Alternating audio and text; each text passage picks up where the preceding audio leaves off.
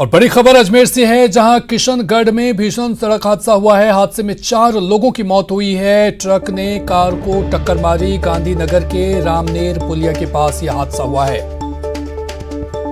ये बड़ी खबर आपको बता रहे हैं, जहां पर एक बार फिर से सड़क हादसा किशनगढ़ में। अभिजीत हमारे साथ और अधिक जानकारी के साथ जुड़ चुके हैं। अभिजीत, 4 लोगों की मौत हुई है सड़क हादसा में, और क्या उनके परिजनों को इसकी जानकारी दे दी गई है मृतकों के?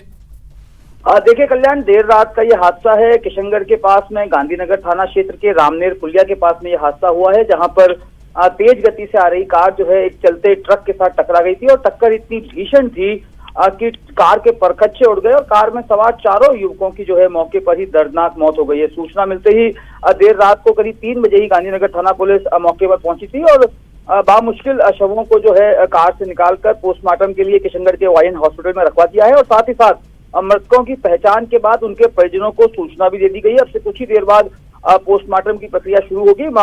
पुलिस ने जो ट्रक चालक है उसको हिरासत में लेकर मामले की जांच शुरू कर दी। जो मृतकों की पहचान हुई है वो अलग अलग जिलों के रहने वाले हैं, जिसमें ऋषभ मीणा जो है वो महुआ के रहने वाले थे जिनकी हादसे में मौत हुई है। वहीं दलपत जो पाली जिले के सुमेरपुर के रहने वाले थे, संजय शर्मा अलवर के पास में रहने वाले थे और पवन मीणा करौली जिले के रहने वाले थे। तो ये 4 युवक हैं जिनकी इस हादसे में मौत हो गई है। फिलहाल अब से कुछ ही देर बाद वायन हॉस्पिटल में पोस्टमार्टम की प्रक्रिया शुरू की जाएगी और परिजनों को इस मामले की सूचना दे दी गई है। पुलिस ने ट्रक चालक को हिरासत में लेकर मामले की जांच शुरू कर दी है। बहुत बहुत शुक्रिया अभिजीत तमाम जानकारी के लिए। तो भीषण सड़क हादसे में 4 लोगों की मौत हुई है। और अब बात एक दिल दहला देने वाले हादसे की। जी हां, 10 सेकेंड का ये सीसीटीवी टोल प्लाजा पर रफ्तार के कहर को बयां कर रहा है। फुटेज में टोल प्लाजा पर एक ट्रक ने कार को जोरदार टक्कर मार दी और फिर क्या हुआ स्क्रीन पर आप देख सकते हैं। बताया जा रहा है कि एक परिवार कार में सवार होकर दौसा से सवाई माधोपुर की ओर जा रहा था। टिटौली टोल प्लाजा पर कार टोल टैक्स के लिए खड़ी हुई। इसी दौरान पीछे से तेज रफ्तार से ये ट्रक आया, इस खड़ी कार को जोरदार टक्कर मार दी और कार को करीब 100 मीटर तक घसीटते ले गया। इस हादसे में कार सवार 3 लोग घायल हो गए, जिनमें से एक महिला की हालत गंभीर बनी हुई है।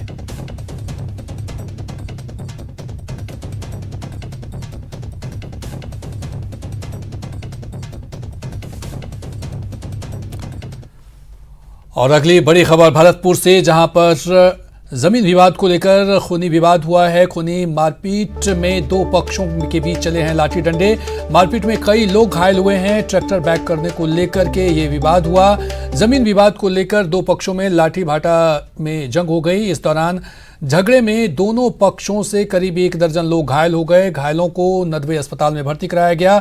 गंभीर हालत में एक महिला सहित 3 जनों को भरतपुर रेफर किया गया है। मामला ये था कि प्लॉट में काम चल रहा था। इसी दौरान दूसरे पक्ष के प्लॉट में ट्रैक्टर बैक करने को लेकर विवाद हो गया, जिसके चलते विवाद में लाठी डंडों तक पहुंच गया। इस दौरान दूसरे पक्ष का कहना था कि उसके प्लॉट में रखे उपले ट्रैक्टर से टूट गए हैं, जिनमें ये विवाद इतना बढ़ गया जिसमें कई लोग घायल हो गए, जिन्हें नदवे सीएचसी में भर्ती कराया गया, जहां प्राथमिक उपचार के बाद भरतपुर रेफर कर दिया गया है। नदवे कस्बे के कासगंज रोड कॉलोनी की ये घटना है।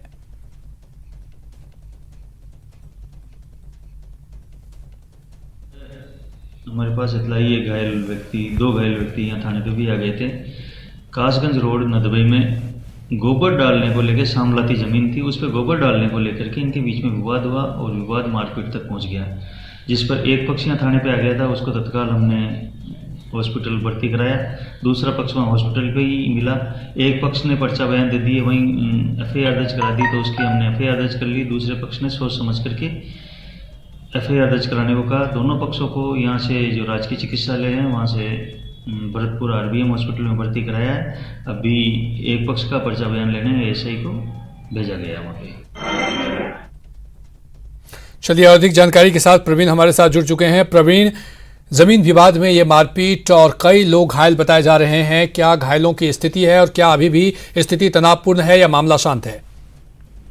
ये स्थिति तनावपूर्ण है। रात को भी आधा दर्जन पुलिसकर्मी वहां पड़ाव लेकर लिए बैठे रहे, कहीं विवाद बढ़ नहीं जाए। इसी के चलते आपको बता दूं कि जो घायल थे उनको सीएचसी में उपचार के लिए प्राथमिक उपचार के बाद में जिला अस्पताल रेफर कर दिया गया है।